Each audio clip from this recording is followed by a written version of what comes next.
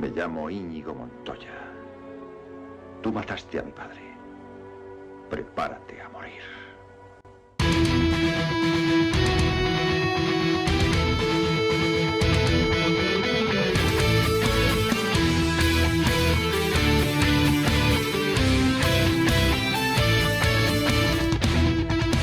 Bienvenidos a los Guardianes de Gotham, el showcast de Gotham Comics, la mejor tienda de cómics en Palma de Mallorca y en el multiverso. Yo soy Mike y si yo sería un padre que habría que vengar, él sería mi Íñigo Montoya, conmigo mi compañero Janus. Hola Janus. Hola, Mike. Mataste a mi padre. Prepárate a morir. No, he dicho que yo soy tu padre. ¡Oh! Me mates. ¿Eres Darth Vader? Más o menos, sí. Si habéis pillado la referencia, Bueno. esta semana hablamos sobre la princesa prometida. ¿A que sí, Janus? Sí, ¿Es una película que te gusta? es una peli que me gusta. Es un clásico de culto. Pero bueno, principalmente no hablaremos de la peli, sino de la novela, porque la peli está basado en una novela, cosa que no sabía hasta hace poco, sinceramente. Vamos a hablar un poco sobre las diferencias entre la novela y la película, y también como, bueno, sobre la novela y cómo está estructurada, porque sinceramente me parece muy graciosa. mmm, los cambios que, o sea, cómo es la novela comparado con la película. Hay unas cuantas cosas ahí dentro, Llanos, que seguro que no sabes y que te van a llamar mucho la atención. Bueno, pues venga, adelante. Ilumíname. Ilumíname. Sí, antes de esto, hablamos de la princesa prometida, como había dicho. En nuestras redes sociales, cosa que hacemos de vez en cuando, os hacemos votar si qué tema hablar. Y esta semana fue Princesa Prometida versus Hannibal Lecter. Entiendo que fue muy difícil la decisión, pero al final ganó la Princesa Prometida. También es un muy pro y contra, ¿no, Janus? En plan, amor y love o canibal. Me Sí, parecía... la gente supongo que tiene, o sea, está más por algo alegre que algo triste. Debe tener algo que ver con la situación actual que estamos viviendo. Puede ser. Pero bueno, la gente no se escapará de Hannibal Lecter porque creo que también es un tópico muy interesante sobre el que podemos hablar. La psique de Hannibal Tarde, Lecter tarde o temprano será tema, desde será el luego. tema. Pero hoy el tema es La Princesa Prometida, una novela del 1973 escrito por William Goldman. Em, Hablemos de William Goldman un poco. Era un autor, porque lamentablemente ha fallecido. Era autor, guionista para obras de teatro y películas. Su primer gran trabajo era ser guionista en la película Butch Cassidy and the Sundance Kid. Esto me... Es Sí. súper clásico. Ajá, exacto. Pues él fue el guionista de esta película. Pues bueno, otro dato interesante que yo no sabía. Exacto. Ah, por cierto, solo abro un paréntesis. Después de haber hablado de la princesa prometida, también hablaremos un poco sobre la secuela de la princesa prometida. Uf, Lo dejo ahí un poco como teaser. Des- uy, madre. no, no, no. Después de Butch Cassidy and the Sundance Kid, Goldman escribió La Princesa Prometida, que fue su real, gran y único éxito, quieras o no. Que sí, que Butch Cassidy fue una película que es un clásico hasta hoy en día, todo lo que quieras, pero el señor tiene, en su currículum tenía muchas obras de teatro, guiones y novelas, que todas bien, pero ninguna fue un real gran éxito como La Princesa Prometida. O sea, no es como yo qué sé, Stephen King, por decirte algo, que cada cuarta novela es mala, ¿sabes? Hombre, vamos a ver. Butch Cassidy and the Sundance Kid tuvo éxito. Vamos a ver. Es una peli.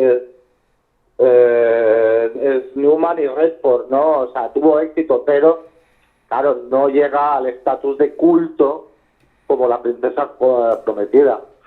Correcto. William Goldman luego dijo bueno, no, perdón. Em, Cuando empezó a escribir La princesa prometida, a su vez, después de haber acabado de escribir la novela, empezó a escribir el guión. Pero pasó más de 10 años antes de que se hiciera la película. Bueno, fue el año en Es que... curioso que decidiera él hacer, o sea, las dos cosas, ¿no? Porque bueno, las películas normalmente son adaptaciones de libros. Ujú. O sea, ese multitasking que él hizo no es muy común, ¿no? O sea, escribir el libro y después tú mismo, o él mismo en este caso, decidirse a escribir el guión para la adaptación del propio libro, ¿no? Es una cosa que me parece muy curiosa.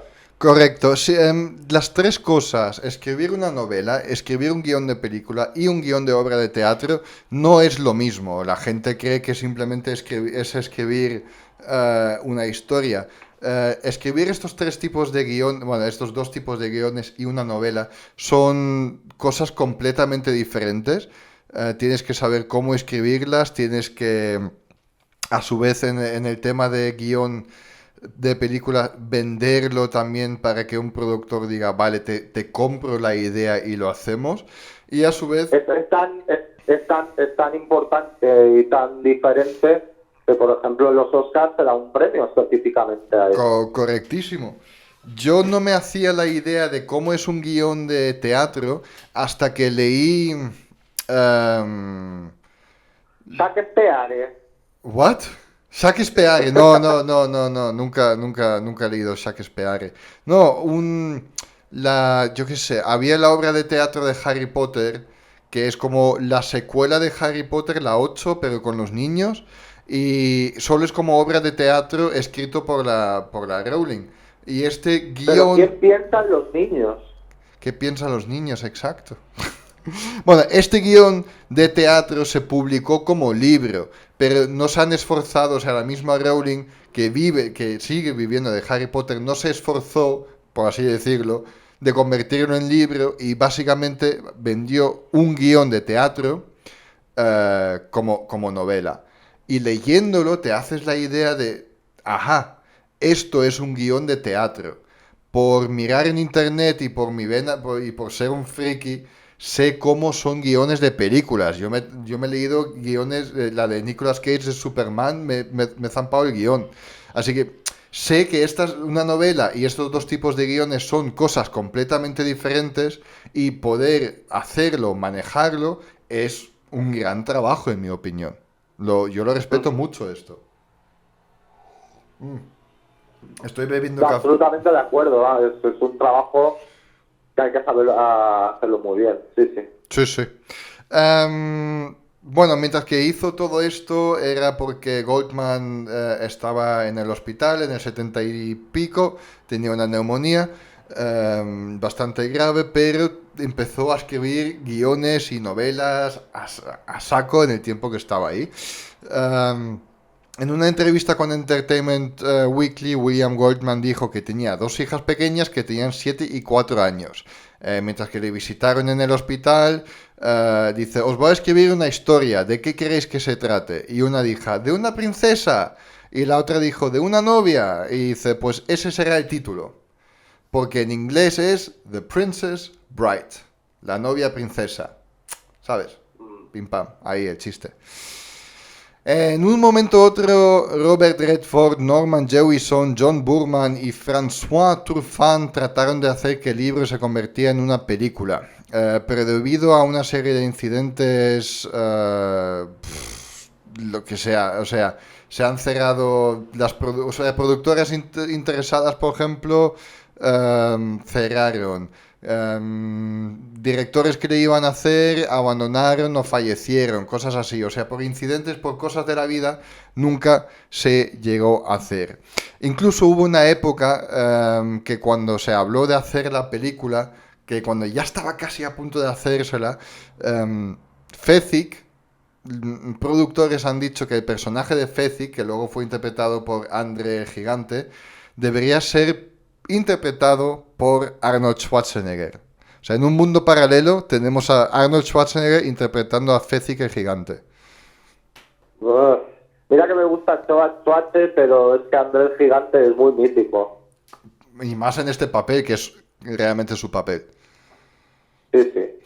Cuento todo esto todavía porque luego llega, no os preocupéis, todo tiene un poco que ver luego con la novela, pero como Goldman hizo las dos cosas, también me parecía interesante hablar un poco sobre la creación de la película, pero en un momento nos metemos en la novela y en sus grandes curiosidades. Pero bueno, después de varios comienzos falsos, por así decirlo, Goldman volvió a comprar los derechos del libro, las que él mismo vendió, y luego el director de la película, que al final hizo la película, hizo películas como This is Spinal Tap o The Sure Thing. Entonces, 20th Century Fox, la Fox, le dijo: puedes hacer el proyecto que te dé la gana porque con esas dos últimas películas que has hecho nos has traído un pastizal. Y entonces se juntó con Goldman y ha dicho: vamos a hacer La Princesa Prometida. Y se llegó a hacer la película, después de muchos años, 10 años, más de una década. ¿Sigues ahí? Vale. ¿Tienes datos de...? Porque no me acuerdo qué tal hizo la película en taquilla. Pues ahí está, a eso voy ahora. Hicieron después, Vale, o sea, pues esto es interesante. 20th Century Fox le dio el proyecto, todo el mundo emocionado, han hecho la película y realmente no fue un éxito en taquilla.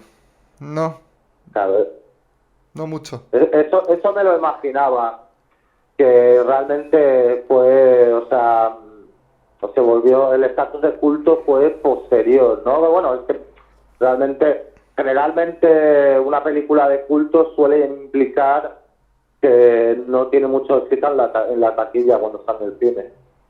Esa película se volvió un éxito en el home video. VHS.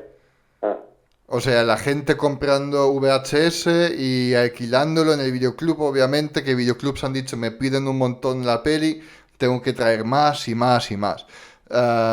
Y recaudó su dinero, obviamente, pero no gracias a la taquilla, sino luego en la compra en la venta del VHS. Eso me parece... Bueno, hay varias películas que les ha pasado esto. No es la primera Sí, tampoco. no, pero es que es eso realmente. O sea, una película de culto suele ser es lo que pasa, ¿no? Que es un flop en la taquilla y después, o sea, tiene realmente un seguimiento después, ¿no? Es cuando crece el fanbase.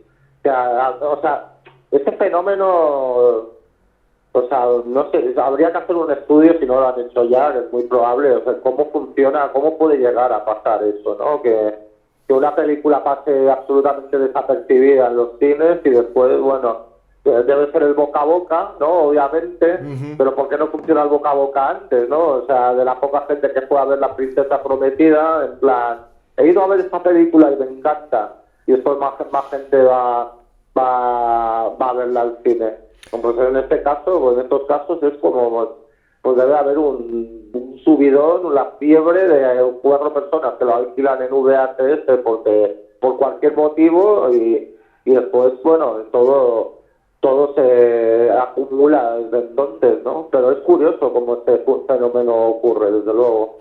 Me imagino que también en otra época, antes de Netflix y todo esto, tú también tenías que decidir a veces bien, o sea, quiero decir, gastas tu dinero en una entrada de cine y luego tienes el cine y 5 películas que elegir y dices, pues solo una.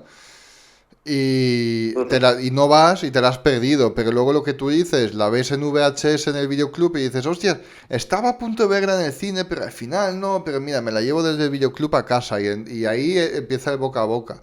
Es una cosa que me imagino, no lo sé. Hay muchas películas Sí, sí. que así también, por haberse vendido super guay en DVD, consiguieron secuelas. Ajá. Esto que también me parece muy curioso. Sí, no, desde luego, o sea, este proceso es un misterio y digno de estudio. Yo me sigo preguntando cómo cojones Venom está consiguiendo una segunda parte y ha recaudado tanto dinero en taquilla. Un misterio que ni que Jiménez puede solucionar. Pero bueno, Esto sí que es un misterio enorme, ¿no? Bueno, vamos a ver, esto como siempre, antes de que os cabréis los oyentes, acordaros que esto es una opinión subjetiva y no lo tenéis que tomar personalmente. Pero correcto. Venom me parece terrible, o Oh, sea, es una película... mm, a lo mejor, o sea, por varias razones, por cómo se editó, por yo qué sé. Es una película horrible y mira, o sea, ¿cuánto recaudó? ¿Unos 300 millones o algo ¿qué así? va? 700, 800, un montón de pasta. ¿Sí? Uf, Y, o sea, pasó o sea, 600 millones creo que seguro. ostras, madre mía. Pero bueno, mira la 2. En la 2 la va a dirigir Andy Serkis, que el tío sabe de dirigir motion capture. Hasta aquí bien. Sale Woody Harrelson como Carnage y sale Carnage, o sea, puede Ujú. ser una de estas pocas cosas que sale una secuela, que eso pasa muy pocas veces, que sale una secuela que es mucho mejor que la primera y hace ignorar completamente la primera, ¿sabes? Que es como que la 2 se convierte en la única película y ignoramos lo que ha venido antes. Bueno, vamos, No, no, no, no puede vayamos pasar, puede punto por pasar. delante que no la hemos visto, habrá que verla. Ya, ya, ya. Pero bueno, volvemos a la princesa prometida, as you wish. Y empiezan los grandes cambios solo para ir avisándote, para que no te hagas la idea, para no sigas la película en tu cabeza. En la película le viene a visitar Colombo a su nieto, ¿no? Sí. ¿No? Nadie pilla lo de Colombo, ¿vale? Em, Viene el abuelo a visitar a su nieto para contarle una historia. Pero realmente lo que pasa en el libro es que es el mismo autor, es el niño y es su padre que le cuenta la historia de la princesa prometida. ¿Vale? O sea, antes de que nos metemos en la historia de Buttercup y de Wesley, Goldman nos explica el mundo, o sea, nos presenta el mundo en la novela de la princesa, de su propia vida. También afirma que sus familiares que siguen en la novela son completamente diferentes a los reales y no tienen absolutamente nada que ver. O sea, crea una vida ficticia suya en la novela. ¿Vale? Hasta aquí bien, ¿no? Sí, sí. Y es su padre que entonces dice, mira, he encontrado este libro de S. Morgenstern, que es el autor de La princesa prometida. Y también habla, mientras que se empieza la novela y tal, y dice, mira, hay muchas cosas sobre las que no puedo hablar por problemas legales que tengo con la familia Morgenstern. Que esto es un chiste que recurre un poco de vez en cuando en el libro. O sea, el autor S. Morgenstern de La princesa prometida obviamente es ficticio, ¿vale? Pero en el libro el autor Goldman nos cuenta cómo no ha podido usar ciertas cosas debido a estos problemas legales. No sé si me explico. Sí, sí, más o menos festivo. ¿Vale? O sea, eso me parece gracioso. El mismo Goldman cuenta en La princesa prometida que como cuando era un niño su padre le contó una historia que es La princesa prometida y él a base de esto está escribiendo esta novela. Pero ojo que no puede usar de vez en cuando todo el contenido por cosas de copyrights y problemas legales con la familia Morgenstern. Es un detallito que entiendo perfectamente que no se ha podido adaptar, esto en película imposible, pero me parece gracioso que nos montan un mundo ficticio en la novela. Porque en la novela, el reino donde juega la historia de la princesa prometida existe de verdad, el país. Y todo lo que le cuenta el padre al hijo, o sea, al autor, es todo basado en historias, se supone que son reales, que han salido de este pueblo. ¿Sabes? Sí, o sea, que son más que historias, son como fábulas, ¿no? O sea, Sí. cuentos que se cuentan, ¿no? Populares. Tradiciones no. Bueno, sí, un par de... Sí, mitos de la misma ciudad, ¿sabes? Del Sí, mismo sí. país. Y esto me parece una buena manera de enganchar al lector al libro. O sea, la novela empieza con él diciendo, oye, yo, Goldman, William Goldman, el autor de este libro, me baso en recuerdos de mi infancia que cuando mi padre me leyó papeles de S. Goldstein, bla, bla, bla, bla. Un dato curioso, no lo sabía. Realmente es más escrito y contado como una realidad autobiográfica. El autor señala la existencia de Florin, de cómo desde ahí emigró su familia y que de este país se originó S. Morgenstern, el autor original del libro de la princesa prometida. Pero claro, Pues fíjate las diferencias tan grandes y bueno, recalcando que es la misma persona quien escribió el guión de la película y quien escribió el libro, ¿no?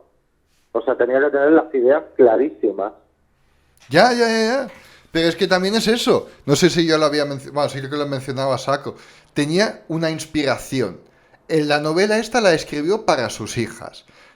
Mientras que estaba con una neumonía bastante jodida en el hospital. Lo dio todo y a saco. ¿Sabes qué te quiero decir? Y después de Ah, esto no tuvo nada más que él fue tan exitoso. A lo mejor, no sé, algo había ahí que le inspiró mucho y le dio el clavo, como se dice.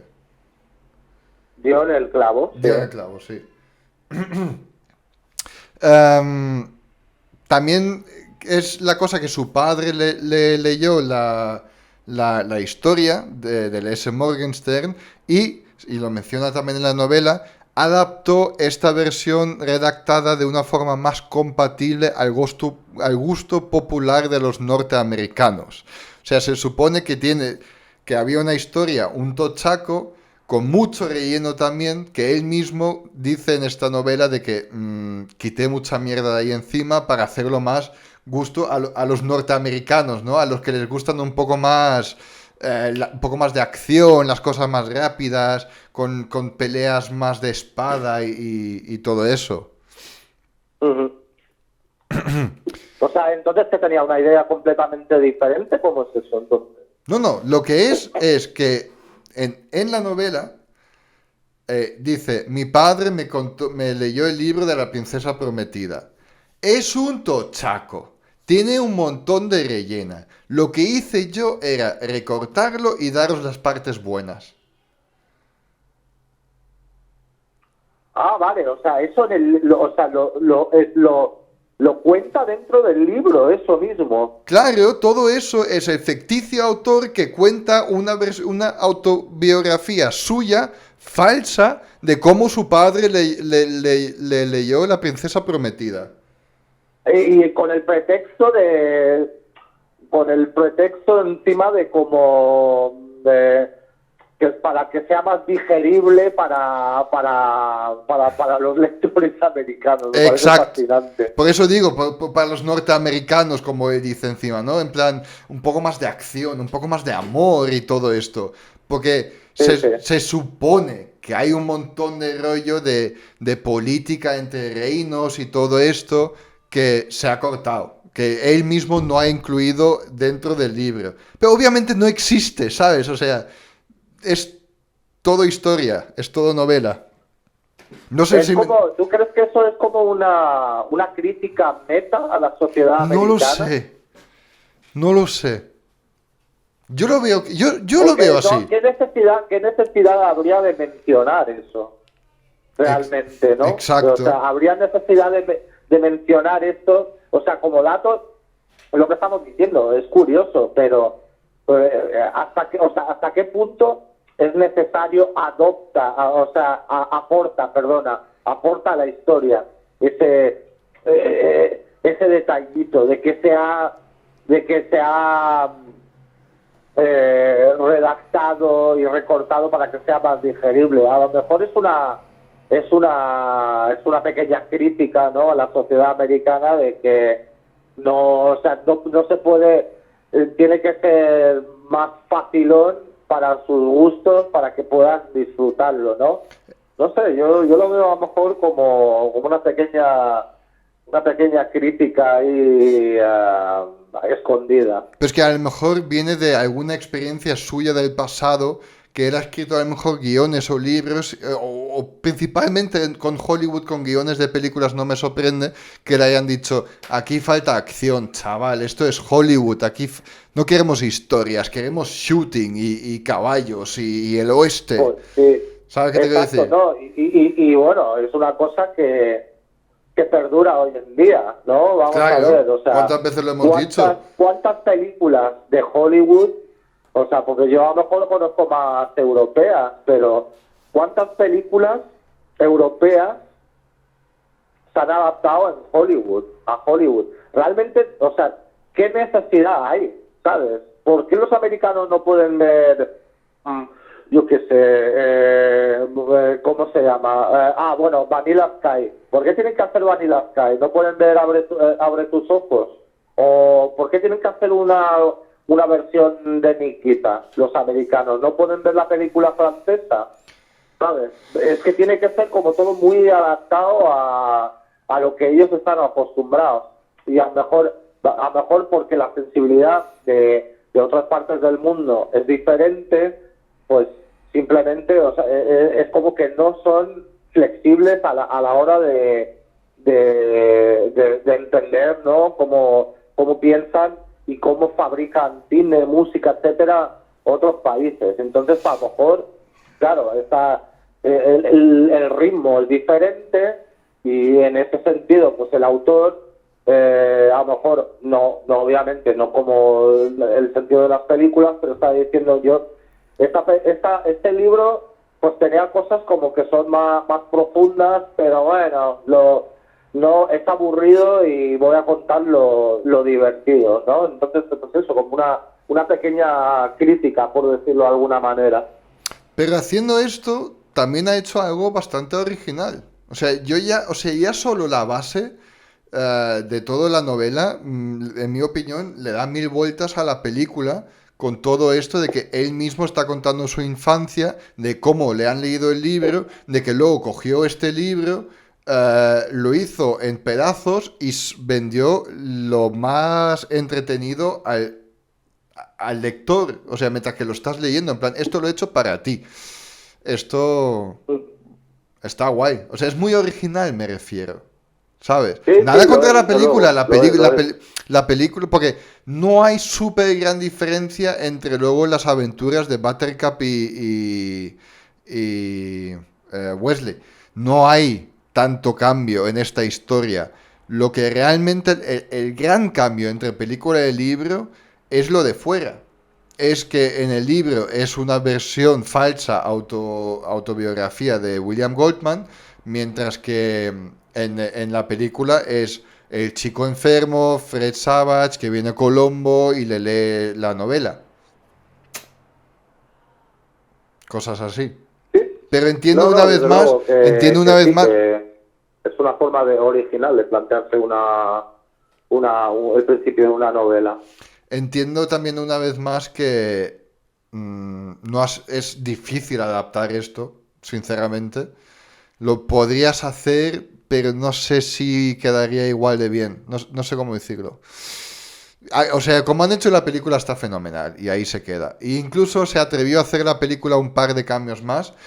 Obviamente hay detalles que se han cambiado, de cómo formas físicas de personajes hasta que personajes llegan, por ejemplo, al mismo destino, pero en el libro van por la derecha, en la película van por la izquierda. Y no quiero entrar en estos detalles de estas son las diferencias. Solo quiero hablar de 4 cositas que había leído que son, en mi opinión, grandes diferencias en la cual el libro mola más o la película.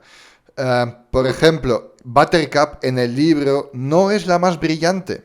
Y esto es un gran cambio en su personalidad entre libro y película. En mi opinión, en la película Buttercup es una princesa, pero también muestra rasgos de ser una mujer independiente y fuerte, con una mezcla de princesa sensible.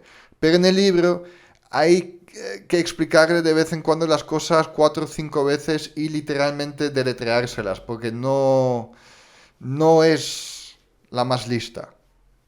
Es muy guapa, pero no es la más lista.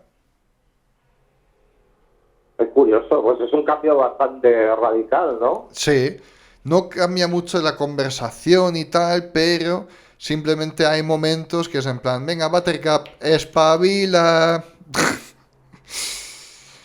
Sí, que está como un poco empanada. Exacto. Que sí.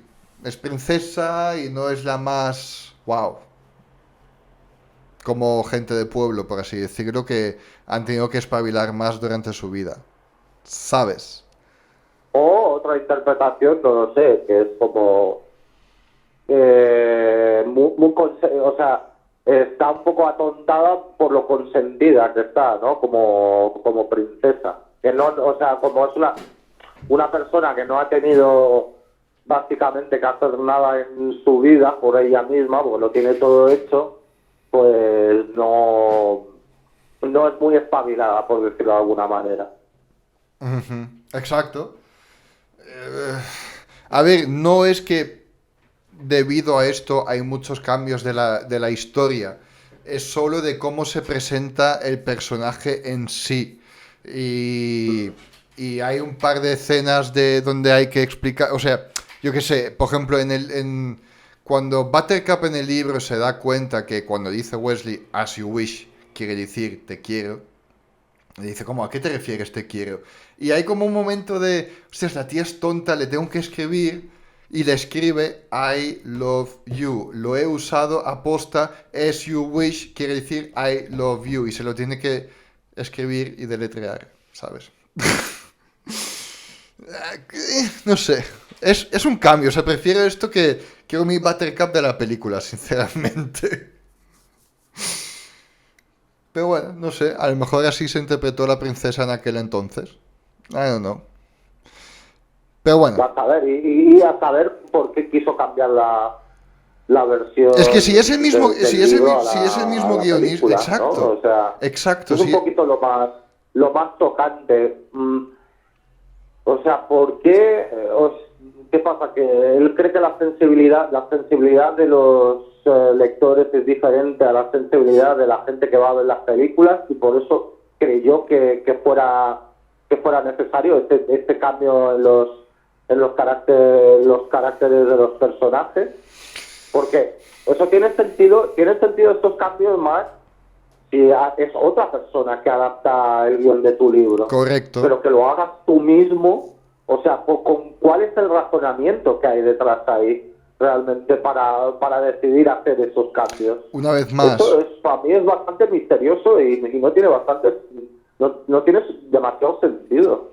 Excepto que ya piensas un poco en... Eso no está confirmado. Entonces, quiere decir, o ya lo escribió así, o luego lo tuvo que cambiar, que también puede ser. Pero hablamos en esta época de los 80s de que quien mandaba y quien molaba mucho, no solo los action hombres stars, sino también molaba Ripley, Sarah Connor. En plan, pues, coño, no vamos a hacer el estereotipo de la princesa tonta, que ya lo teníamos durante los últimos años y en Disney, vamos a hacer algo diferente. Y entonces a lo mejor le han hecho cambiar un poco la personalidad, o él lo ha hecho aposta porque conocía Hollywood. No lo sé, no hay información Pues tendrá que ser, en teoría, la segunda opción. en teoría. Que lo hace él, porque no creo, o sea, cuando lo escribió, supongo que todavía no había ninguna influencia de Hollywood. O sea, lo habrá escrito intentando adaptarse a lo que él creía lo que quería Hollywood, ¿no? O sea, eso lo veo más plausible.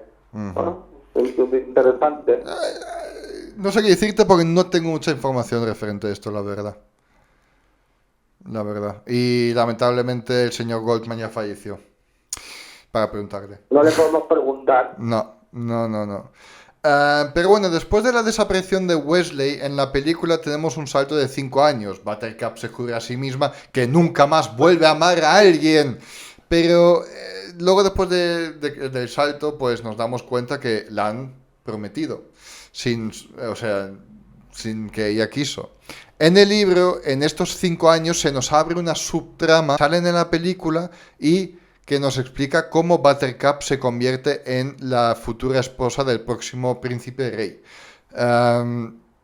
Y eso son 2 reinos, varones, y todo esto que van discutiendo y que se les presenta mujeres de pueblo y tal, etcétera. Hay como un casting para la próxima princesa, por así decirlo, hasta que luego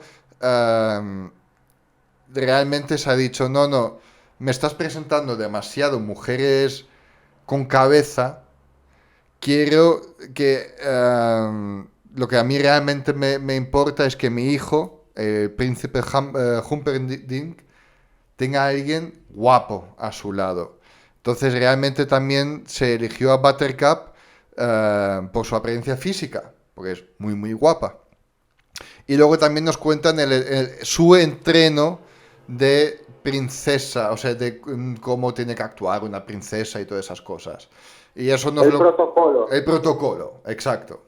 Y eso es una subtrama que se ha abierto por ahí con personajes y reinos que luego no volvemos a escuchar de ellos, que no tienen realmente gran importancia. Van a ver, tienen su capítulo en el libro y ya está. Pero no es que luego, gracias a los conocimientos o tal, o sea, no tenía necesidad de estar en la película realmente, porque luego no tiene consecuencias en el libro. ¿Sabes? Claro, bueno, vamos a ver, en el libro el capítulo sería más como un capítulo de desarrollo del personaje o crecimiento, ¿no? Que bueno, obviamente Sí. en el formato de película no tienes tanto tiempo, ¿no? Y eso ha pasado en un sinfín de películas o franquicias incluso que están basadas en libros, ¿no? Que hay subtramas que se tienen que obviar porque no puedes meterlo todo en una película, en 2 o en 3, ¿no? O sea, ese tipo de problemas pues se encontraron, bueno, pues mira, una película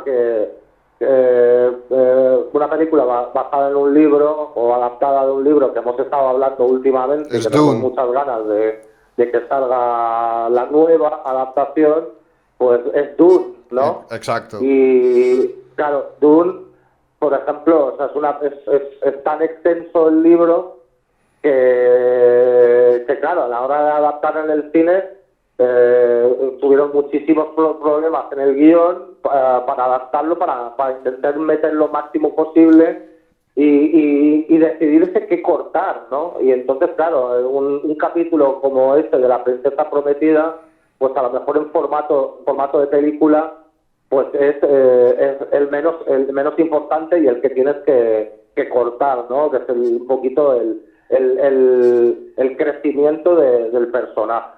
Correcto.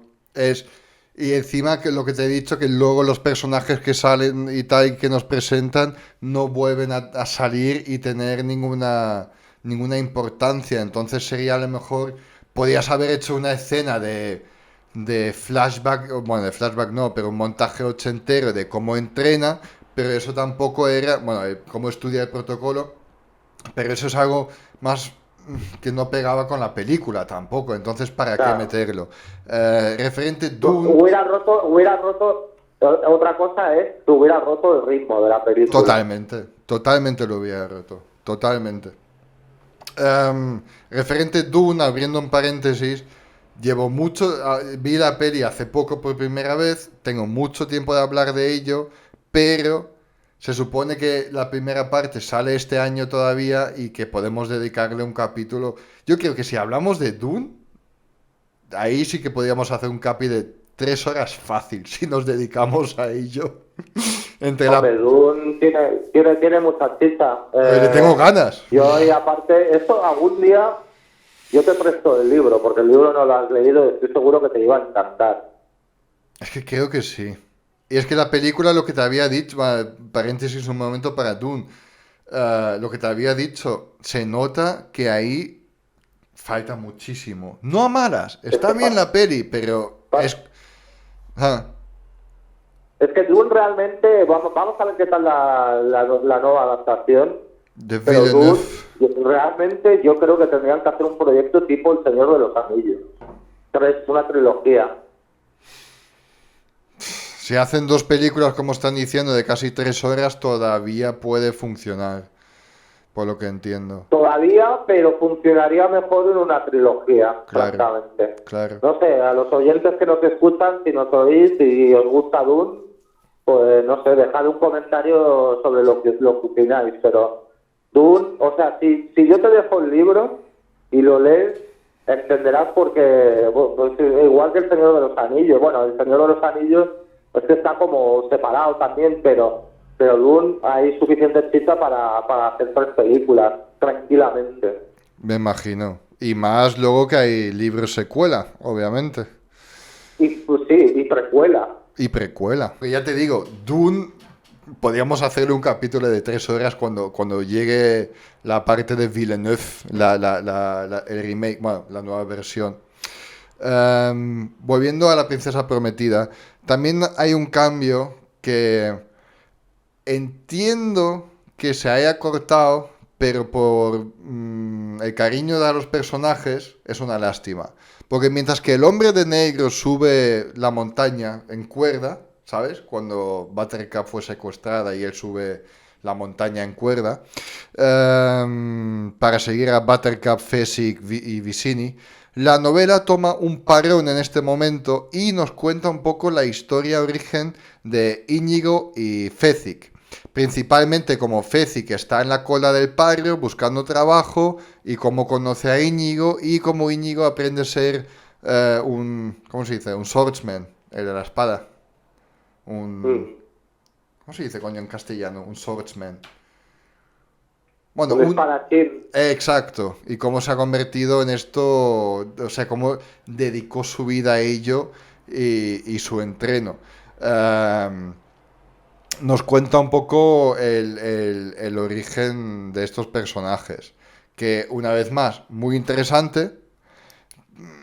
Chungo, no tan chungo de haber metido en la película como el entreno de Buttercup, pero una vez más a lo mejor hubiera parado un poco el ritmo.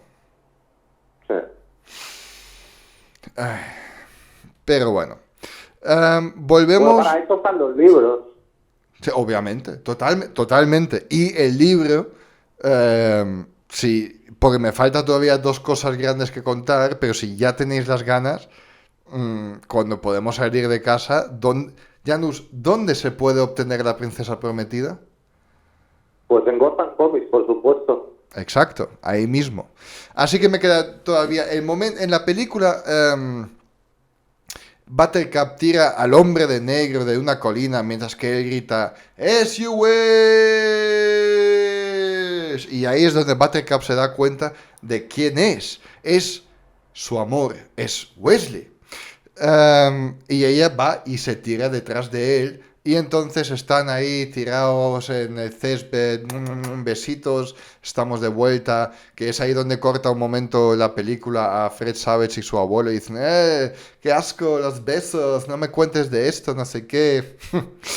Pero en la novela, William Goldman, el autor, la versión ficticia, señala que no agregó nada del texto original de S. Morgenstern ya que dice de haber escrito una escena original, amorosa reunión entre Buttercup y Wesley, pero que el editor se opuso de meterla en la novela ficticia. Entonces invita la versión ficticia del autor a cualquier lector que quiera leer la escena de reunión a escribir a la editorial y solicitar una copia. En la vida real, muchos lectores escribieron al editor y recibieron una carta, pero en lugar de recibir la escena adicional, la carta detallaba los problemas legales, obviamente ficticios, que Goldman y sus editores encontraron con la familia de S. Morgenstern y sus derechos de autor. ¿Tú crees que esto estaba premeditado, que ya sabían que iban a enviar esta respuesta? Ni puta idea, ni puta idea, ¿Sí? pero me parece fenomenal. No, ni idea, ¿no? No. Si era eso o simplemente no se esperaba que hubiera gente que reaccionara así, después los encontraron las cartas y era como, ¿y ahora qué hacemos? Y buscaron esta solución que sería la forma corta de, digamos, seguir la broma, pero de una forma original que siguiera, digamos, en este mundillo, pero sin tener que contar la historia, porque si no eso costaría bastante tiempo y esfuerzo. Claro. O simplemente a Goldman no le va bien escribir según qué escenas, o no sabía qué hacer y ha hecho esto. Decir, bueno, También. no puedo escribir una escena de reunión porque aquí, por ciertas cosas legales, no puedo mencionar, no puedo hacer esto, no sé qué. No sé, pero a mí me parece, una vez más, una idea muy original. Y después, claro, escribes un documento, lo fotocopias 10.000 veces y lo envías a la gente que lo solicita. Me parece una broma de puta madre. Sí, no, y aparte que después, para el que tenga esta carta, pues sirve como parafernalia friki, ¿no? O sea, Totalmente. Algún valor tendrá esta carta. Algo tendrá. Porque, bueno, luego esta carta fue actualizada periódicamente. En el 87 ya menciona la película. O sea, tiene una mención ahí dentro que también por derechos legales de la película, no sé qué, no sé cuánto, no lo podemos dar, por ejemplo. Mientras que la edición del 25 aniversario publica la carta con un apéndice sobre la nieta del abogado de Morgenstern, no sé qué, no sé cuánto. Sí. Sí. Muy original, ¿eh? Esto sí que me gusta, de verdad. La edición del aniversario 30 tiene una nota en el pie en este punto que dice que ahora se pueden encontrar 3 páginas de la cena de reunión online. Sin embargo, al entrar en la página web mencionada, todo lo que hay es la transcripción de las cartas anteriores. O sea, los puedes encontrar online. Las bromas las siguen haciendo todo lo que pueden. Y eso me parece Pues muy original. Lo es, sinceramente. Y esto es principalmente todo lo que tengo que decir de La Princesa Prometida y lo dicho de los grandes cambios entre el libro y la novela. No quiere decir que se acabe el capítulo ya porque todavía tenemos que hablar de la secuela, que es como un poco la última broma de Goldman, como la carta que acabamos de decir, ¿sabes? Obviamente esto ahora es vida real pura y dura. Siempre le habían preguntado a Goldman por una secuela de La Princesa Prometida. Como él dice, seriamente, nunca se ha inspirado para realmente hacerla. No se le ha ocurrido nada. Dice, 1000 veces me he sentado, me he encerrado durante días delante de una máquina de escribir para hacerlo, pero no ha salido absolutamente nada. Lo que ha salido es el bebé de Buttercup. En el epílogo de alguna de las ediciones de La Princesa Prometida, en particular la edición del aniversario 25, menciona una secuela. O sea, no es algo que está desde el principio, sino más tarde, unos 25 años más tarde, es cuando esto se incluye en en las ediciones del libro. Él dice que luego esto ya ficticio, el Goldman ficticio dice: teniendo problemas para publicarse debido a dificultades legales con la herencia de S. Morgenstern, esta secuela nunca se ha podido publicar. Eso sí, podemos dar un capítulo de muestra. El capítulo consiste en un conjunto desarticulado de historias sobre el escape del cuarteto a One Tree Island, la isla de un árbol. Y el eventual secuestro de Waverly, la hija de Wesley y Buttercup, por un loco sin pie que finalmente la arroja de la ladera de una montaña. Fezzik, que es la niñera designada por Waverly, saltando de la montaña para salvarla, y luego acunándola para preservarla del impacto que parece deletrear al menos la fatalidad de Fezzik. O sea, probablemente que Fezzik ha muerto por salvar al bebé de Buttercup. También es digno la mención de un recuerdo del pasado de Íñigo, su entrenamiento como espadachín y su único amor romántico. El capítulo también continúa las extensas notas al pie del autor después de que se indigna al enterarse de que la feroz propiedad de Morgenstern finalmente había cedido a un resumen de Buttercup's Baby, no hecho por Goldman sino por el autor Stephen King. Las notas a pie de página detallan la visita de Goldman a la nación ficticia de Florin, que alberga un museo popular dedicado a la historia real de la princesa prometida y contiene artefactos como la espada de 6 dedos de Íñigo. Sí. Interesante. Bastante. La edición del aniversario de 30 años de la princesa prometida incluye pistas sobre la trama de la secuela y la promesa de completar la versión completa antes del aniversario de 50 años, que sería en el año 2023, dentro de 3 años. Que se duda Bueno, no queda tanto, ¿eh? Ya, si no lo tienen hecho... bueno, pero que lo tienen hecho, porque son cuestiones legales, ¿no? Guiño, guiño. Guiño. Realmente si no existe, hecho, sí. Tendrán que dar prisa.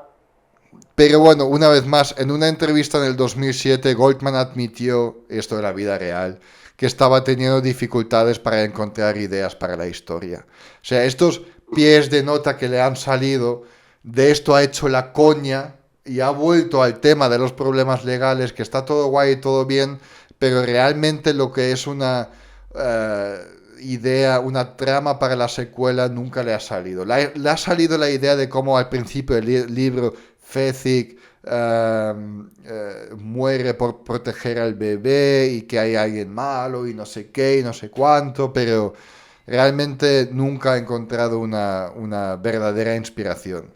Una trama, por así decirlo. Murió un poco de éxito, ¿no? O sea, se esperaba tanto de él, y claro, a veces tienes, como tú has dicho, inspiración, ¿no? O sea, tienes un momento de inspiración o una época de inspiración y acabas sacando una obra como esta, y después hay unas expectativas tan grandes, pero que no, si no tienes tu mojo, es imposible crear algo que esté a la altura. Y bueno, si no está capacitado, si él cree que no está capacitado para ello, prefiero que se quede así tal cual a que saquen cualquier basura, francamente. Totalmente. Si luego miras un poco en la Wikipedia lo que ha hecho después y tal, son todas novelas que no son malas, pero son más novelas que en vez de comprarlas y tenerlas en tu estantería, son de estas que las compras en un chiringuito de la playa a €1 para leer en tus vacaciones de 2 semanas en algún sitio de playa. ¿Sabes qué te quiero decir? Sí. Y que luego lo devuelves a este mismo sitio para decir, bueno, pues que se entretenga otro en sus próximas vacaciones. Nada que digas, wow. Pero aún así, la princesa prometida es obviamente lo que le ha dado suficiente para jubilarse, quieras o no. Él luego vendió derechos que luego ha vuelto a comprar, es decir, todo el profit, la mayoría del profit de la película y de DVDs y de VHS, y quieras que no, va a él como a su familia. Si no, luego la ha vendido otra vez, que cosas que no sepamos. O sea, es su bebé, es suyo y es su princesa. Eso es el típico caso de no tener fe en tu propio producto, en el sentido de bueno, vendo los derechos rápidamente, como dicen en inglés, I make a quick buck, hago un euro rápido, un dólar rápido, y ya me olvido porque esto no tira para adelante, y de repente te das cuenta de que estás teniendo éxito y que realmente si tuviera los derechos totales podría sobrevivir de una forma más o menos cómoda, pues él tuvo que ir corriendo detrás a comprar los derechos. Y esto siempre me viene un poquito a la cabeza, y yo ya lo sabía, pero bueno, no sé si tú lo sabías antes de ver ese documental o esta serie de documentales maravillosos de Toys That Made Us. George Lucas fue de las personas más inteligentes al querer básicamente, más que la pasta por la peli, el merchandising, ¿no? Sí. Eso fue pionero. ¿Quién lo hubiera pensado? ¿Sabes? En plan, me ocupo más primero del merchandising y luego de la película. O sea, a ver, que no es que haya hecho la peli por el merchandising, ¿no? Pero él sabía que aquí puede haber. Fue... La pasta real viene del merchandising. Totalmente. Y los derechos y todo después. Y hasta hoy en día, te compras un póster de Star Wars, va ahí, va a George Lucas, va a Lucasfilm. En fin, eso fue entonces todo lo que tenía que contarte y a nuestra audiencia sobre la princesa prometida. Meteros un poco en el mundo de la novela para, como había dicho, la historia de la princesa prometida en peli y en novela tiene bastante cosas iguales. Claro que hay un poco más de cambios, pero no son cambios que cambian la trama per se o el final. Pero lo más curioso es el mundo ficticio del autor dentro de la novela. Y espero que lo habéis entendido. Si no, si tenéis alguna duda, obviamente lo podéis dejar en los comentarios y nosotros encantados de explicároslo otra vez. Pero si me ha entendido Janus, creo que el resto de la audiencia me ha entendido también. Se te ha entendido. Yo te he entendido y gracias por aportar la información, he aprendido muchísimo. Oh, qué cuco. Pues nada, lo dicho, la princesa prometida, si os habéis quedado con ganas, podéis obtener el libro right now, no, pero en un futuro, en Gotham Comics. Ahí podéis obtener esta maravillosa obra de William Goldman y yo no dudo que la voy a pillar, porque me llama mucho la atención todo esto. Sí. No, es para pensárselo, la verdad. Yo también daré un pensamiento. Pues sí. Mientras tanto, Gotham está cerrado actualmente, sin embargo, en su página de Facebook hay debates, encuestas, recomendaciones, súper cosas muy guays, así que podéis ir a echar un ojo en su página de Facebook, Gotham Comics. Nosotros también tenemos una página de Facebook súper guay, Los Guardianes de Gotham, con contenido curioso sobre cómics, películas, televisión, memes y debates sobre rifles plasma, por ejemplo, últimamente, pero bueno, este es otro tema. Y con esto creo que nos podemos despedir. Yo soy Íñigo Montoya, Janus mató a mi padre y merece morir. ¡Oh! No. Vale, yo soy Mike. Yo soy Janus. Hasta luego. Chao. Chao.